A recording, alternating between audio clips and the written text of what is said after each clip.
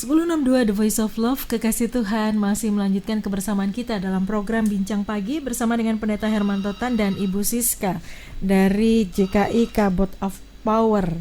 Ya, rupanya ada yang sudah tidak sabar untuk bergabung. Baik, Kekasih Tuhan yang mau menyusul silakan telepon, SMS, WA bisa Anda manfaatkan. Bisa minta tolong dipakai headsetnya Pak, Bu, karena ada yang bergabung lewat telepon. Kita ke penelpon. Shalom Sangkakala, selamat pagi. Loh, kok diputus? Saya salah apa kok diputus? Kita belum jadian kok sudah diputus ya? Belum jadian. Belum jadian, Mbak. Iya, belum jadian udah diputus duluan, Mbak. Oke, kita ke SMS dulu ya. Yang mau menyusul bergabung lewat telepon boleh, SMS WA juga boleh. Ini ada Ibu Ratmi. Shalom Pak Herman dan Ibu. Selamat pagi Pak, Bu. Terima kasih atas firman-Nya. Saya diberkati sekali. Saya juga selalu doakan pelayanan Bapak Ibu Herman. Tuhan Yesus senantiasa memberkati pelayanan Bapak Ibu Herman. Sukses selalu. Kenal sepertinya Bu ya? Ya. Selamat pagi Bu Ratmi. Terima kasih sudah menyempatkan bergabung ya. Berikutnya ada pertanyaan dari sebentar saya buka. Masih muter. Yang ini aja dah. Loading. Ada Koming di Jombang. Shalom, selamat pagi Bapak dan Ibu. Iya. Sekarang ini generasi milenial tambah jauh dari Tuhan Yesus. Betul, ya. Maka harus diselesaikan karena Allah mau tuayan yang banyak. Bagaimana dengan hal ini? Tadi kami bahas ya di affair ya. Nanti kapan-kapan kita bahas khusus itu. Iya, saya bahas yang garis besarnya saja dengan siapa tadi, Bu Ayu? Koming, ya, betul. Kita memang menghadapi sebuah generasi yang milenial yang memang belum pernah, istilahnya kalau dulu kita adalah, kalau sekarang kan istilahnya generasi zaman now. Ya. Kalau kita ini kan zaman kuno gitu ya. Jadi kuno. Tetapi saya pikir begini, walaupun kita berganti generasi, tetap ada satu istilahnya pedoman atau sebuah pegangan buku di dalam hidup kita, yaitu kebenaran firman itu saja.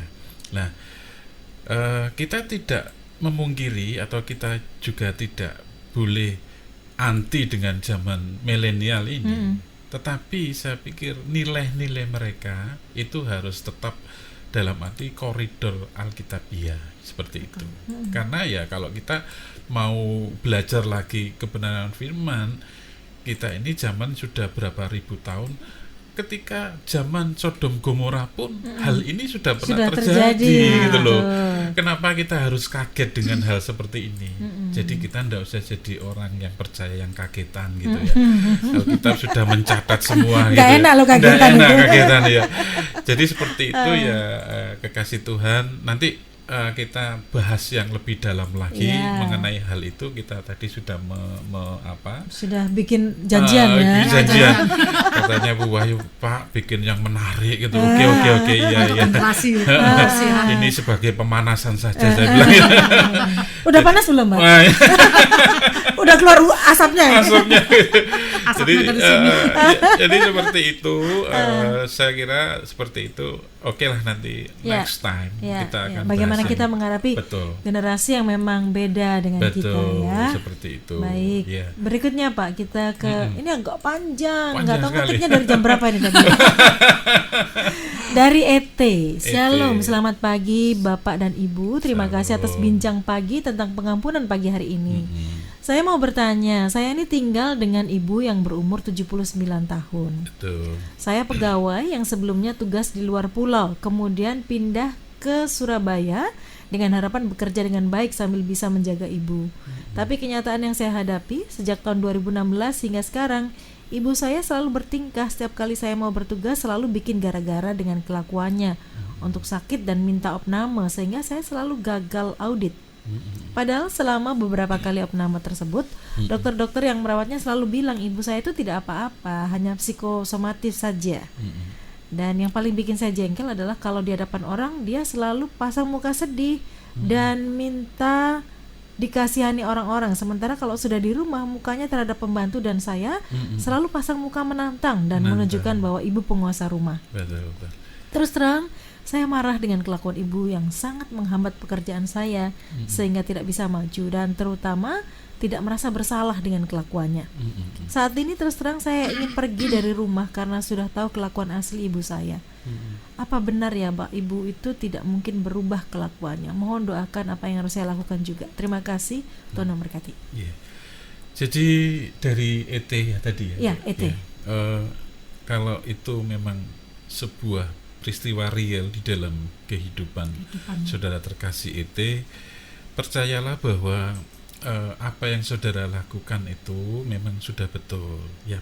Masalahnya karena ibu ini mempunyai sikap yang saya katakan permisi bicara tidak berubah gitu ya.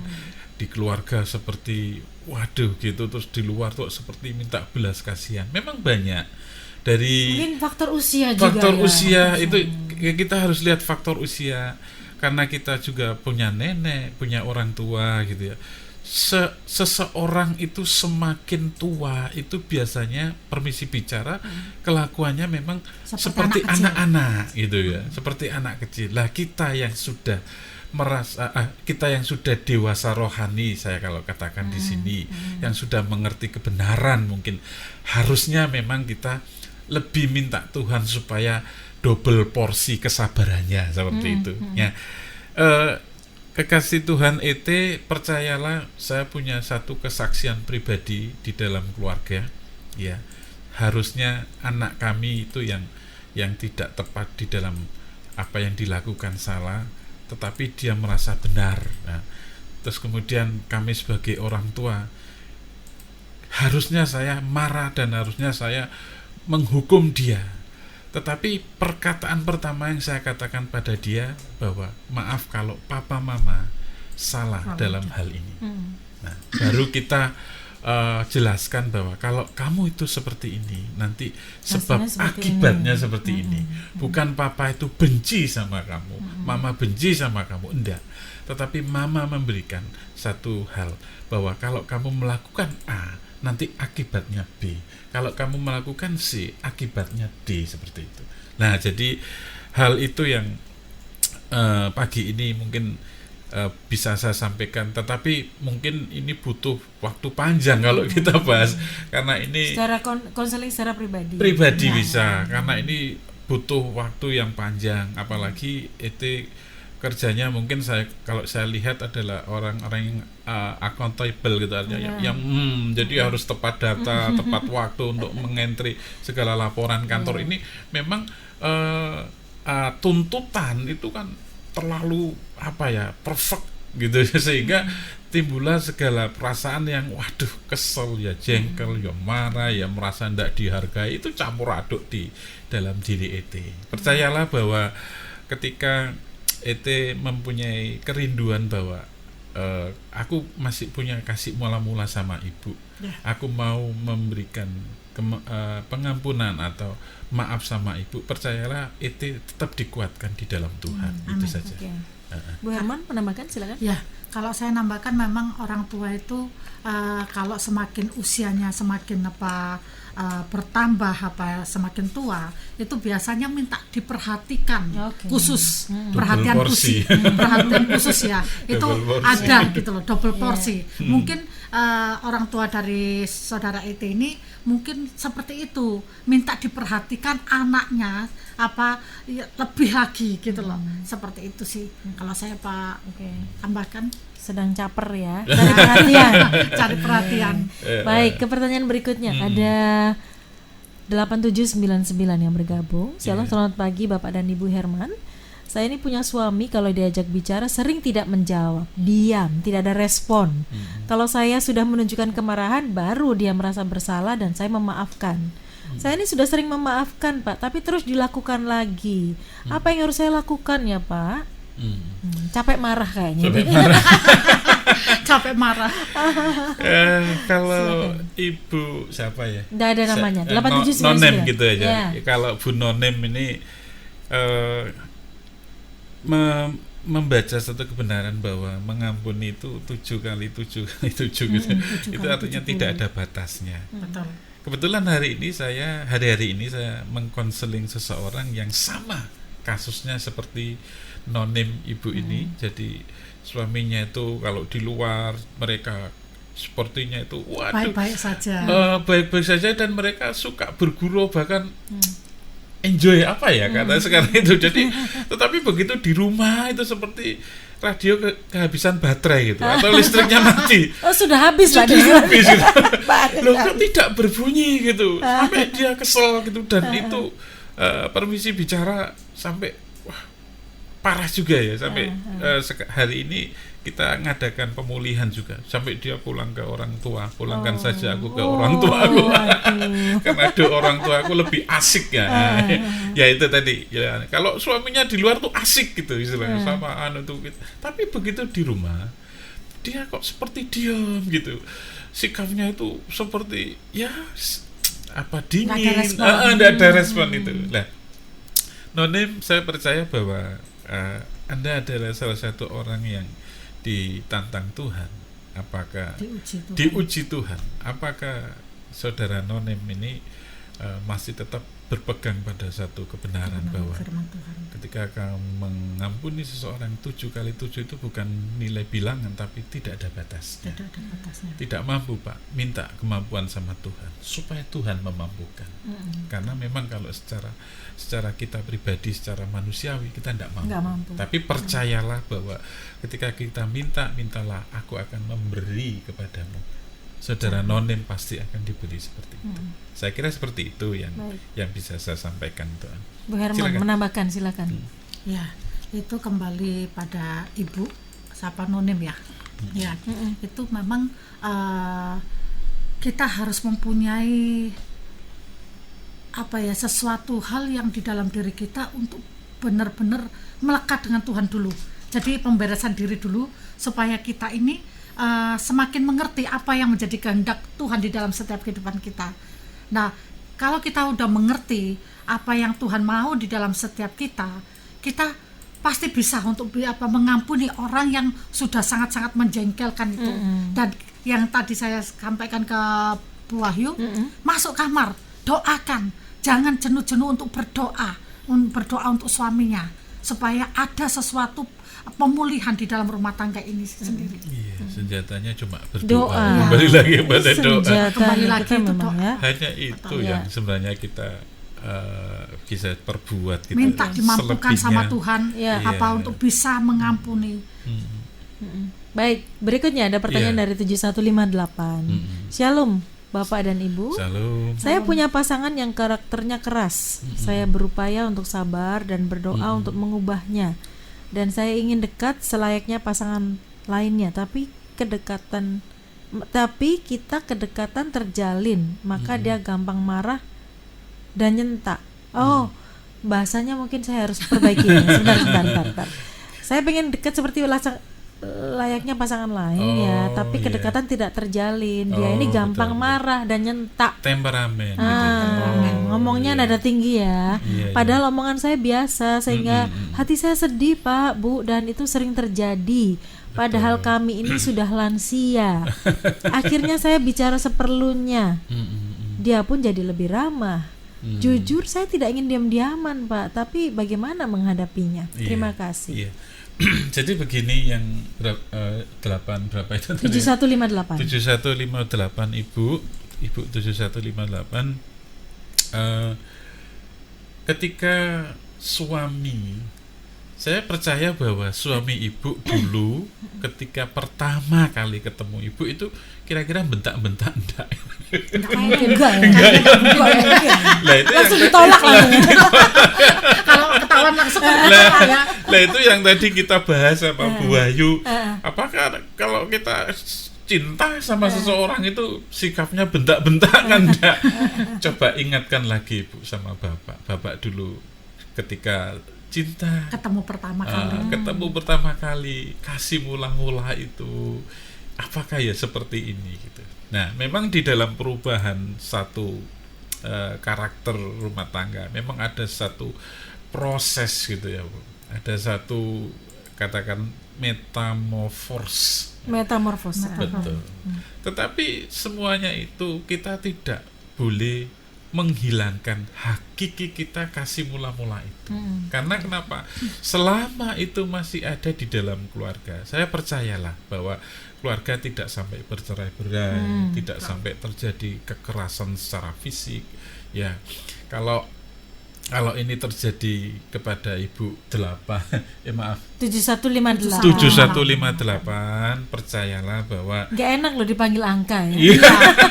Soalnya dia nggak sebutkan nama juga. Sebenarnya aja inisial Ibu, ya. Bu NN ya, ya dah. Jadi Apa seperti nama itu. samaran? Kembali lagi Bu 7158, tetaplah ketika bersama dengan Bapak, coba sentuh dia, doakan dia supaya dia mengingat kasih mula-mula sama ibu. Saya percaya kalau ibu orang percaya dan terima Tuhan, sentuhan tangan ibu itu ada kuasa daripada Tuhan. Ya. Seperti itu. Kasih itu mengalahkan Betul. segala-galanya. Kasih itu mengalahkan segala-galanya. Ya. Bu mau menambahkan? Kadang memang Dongkol ya. waduh, itu berat dah. Kalau kita ada berat tadi kembali lagi Iya, kepada yang iya, kita bahas tadi. Ibu kalau berat di hati, yang rugi bukan pasangan tapi ibu sendiri yang berat itu. Betul. Lepaskan beban itu. Makanya kalau di dalam kebenaran, mari yang datanglah kepadaku yang letih lesu dan beban berat, aku akan memberi kamu kelegaan. Nah, kalau kita ini nggak datang kepada yang bisa melepaskan kelegaan, kita tanggung sendiri, ya kita semakin beban kita semakin berat seperti itu. Saya kira seperti itu, Bu Wahyu. Ya. Ini banyak kekasih Tuhan yang bergabung di akhir-akhir ini. Sepertinya nggak bisa ke-handle semua ya. Kita tanggapi yang berikutnya. Ada Ibu S yang bergabung. Selamat pagi Bapak dan Ibu. Selamat pagi. Bagaimana menghadapi orang yang selalu bikin jengkel ya Pak? Apa yang saya lakukan terhadapnya? Apa sih? Apa yang harus saya lakukan terhadap dia? Terima kasih. Yang pertama, tentunya jangan sekali-kali kejengkelan dibalas dengan kejengkelan. Itu tidak menyelesaikan satu masalah. Nah, ketika sebuah kejengkelan itu datang yang membuat Anda jengkel, terus Bu S membalas dengan kejengkelan, tidak terjadi satu rekonsiliasi atau satu pemulihan. Kejengkelan kita balas dengan satu kesabaran. Kejengkelan kita balas dengan satu pengampunan. Kejengkelan kita balas dengan satu kasih kepada dia. Dan ini dilakukan terus-menerus. Ibu masih memberikan pengampunan, ibu masih memberikan kesabaran, ibu masih memberikan satu kasih. Saya katakan hari ini, pagi ini, orang yang paling diberkati itu adalah Ibu S. Karena Ibu S yang memberikan itu semua, dan Ibu S yang diberkati. Ya, seperti itu Ibu S. Jadi sikapnya bagaimana Pak? Ya sudah, Ibu tidak boleh membalas itu. Jadi tidak boleh istilahnya gigi dibalas dengan gigi. Kemudian itu perjanjian lama ya, mata gigi ganti gigi. Pak, saya tidak kuat. Ini sudah mentok. Nah, saya kan punya satu batas kesabaran misalkan seperti itu. Seperti yang dikatakan Bu Herman. Saudara, kesabaran kita terbatas, tapi kesabaran Tuhan tidak terbatas. Agape-nya itu loh. Makanya itu kalau sudah mentok menghadapi ini, saudara jangan istilahnya berpikir aku akan bertindak sendiri. Stop. Kita jangan jadi Marta situasi seperti jadi Maria sudah. Kalau kita duduk jadi diam. Oh iya sudah. Kita duduk diam sudah. Itu kuncinya. Nah, kenapa ini saya sampaikan? Karena kami sudah seringkali mengalami hal seperti ini ya. Ini sebuah berkat atau sebuah pengajaran. Ternyata benar yang dikatakan kebenaran itu. Kalau kita ini melakukan dengan keanganu sendiri, wah kita malah stres, kita malah waduh tidak karuan. Lebih baik kita jadi Maria saja dah. Tuhan, aku wis ndak kuat. Nangis sudah. Kan enak kan? Kita keluar air mata, kita nangis sama Tuhan. Oh, sudah enak, lego gitu loh. Kalau orang Surabaya bilang. Nah, itu makanya. Oke. Asal bukan lego goreng atau lego campur. Sego itu namanya. Oh, sego ya. Bukan lego. Maaf Bu S ya, bercanda ya. Supaya Bu S bisa tertawa. Ayo diperhatinya, ayo lagi. Baik. Berikutnya waktu terus berjalan. Saya bacakan dengan cepat ya. Ada curhat juga dari 7315. Selamat pagi. Saya juga punya orang tua umur 88 tahun. Sedangkan saya anak seorang janda. Dulu ibu ikut saya dan ibu mempunyai pensiun dan saya harus menyiapkan makanan tiap pagi. Dan sekarang beliau ikut ibu saya dan adik saya tidak bekerja, jadi tiap pagi harus ngirim ibu saya. Saya mengucap syukur mengirim ibu saya, dan ibu saya ini sering kalau ngasih nasihat pasti firman, sedangkan ibu sendiri maaf ya Pak, dia keras kepala. Terima kasih ya. Jadi Curhat. ibunya ini si ibu ini punya ibu gitu. Nah, ibu kandung gitu sudah ya. 88 tahun. 88 ya. tahun. Saya kalau menghadapi seperti itu ya Bu Wahyu, Ya. percayalah bahwa ketika kita dibesarkan orang tua itu tidak memperhitungkan segala apa yang diupayakan supaya kita menjadi Bales. besar. Betul. Seperti itu. Jadi sikap yang kita punyai, kita boleh kembali ke masa lalu, artinya yang positif bukan yang negatif loh ya. Kalau orang tua kita dulu itu istilahnya menghidupi kita, memberi makan kita atau menyekolahkan kita, mereka tidak pernah berhitung. Kan ada satu kata bahwa kasih orang tua itu sepanjang masa, tetapi kasih seorang anak itu Sepanjang gala saja. Jadi ibu tetap aja punya sikap yang kasih sama ibu, yang Tetap mengasihi saja, sabar saja ibu. Itu kuncinya saja sudah. Sabar itu ilmu tingkat tinggi loh. Penting Ujiannya gitu. tiap hari soalnya. Ujiannya tiap hari, betul. dan Itu itu ilmu tempat apa aduh betul-betul. Kadang-kadang kita bincang seperti ini, nanti di rumah ya dihadapkan seperti itu. ilmu yang paling tertinggi ya, kesabaran itu. Makanya kalau saya katakan bahwa hati yang gembira itu adalah obat yang manjur, itu ya seperti ini gitu loh. Ya sudahlah, kita tidak usah aduh kayak gitu Pak. Enggak, kita punya Ya hati wis yang lah, gembira. Ya gitu wis ya. lah, sudah Legowo 80 aja, tahun. Legowo aja, Iya, ya, toh? betul katanya. Karena Katanya boleh kami main juga aja. punya mertua atau ibu dari Bu Ibu. Siska ini sudah usia juga. Ya sama seperti. Kadang kita harus kalau sudah keluar daripada kebenaran, saya harus tegas. Tetapi kalau selama dalam koridor yang wajar-wajar saja, saya lebih banyak diam. Oh iya gitu aja. Tapi kalau sudah keluar dari kebenaran, misalkan, wah ini tidak benar, saya harus tegas. Tidak bisa. Ini keluar dari kebenaran. Gitu. Oke. Satu lagi Pak ya. Iya, Satu iya. lagi. Ini waktunya sudah habis Sudah sebenarnya. habis, waduh. Maaf, Asik ya. Yang Ada lain-lainnya. ada Ibu A yang bergabung. Selamat pagi Pak dan Ibu. Saya mau tanya, bagaimana menghadapi suami yang kalau bicara kasar, mau menang sendiri, selingkuh, tapi tidak mau menyadari kalau salah. Terima kasih. Waduh, ini ini paket komplit ini ya.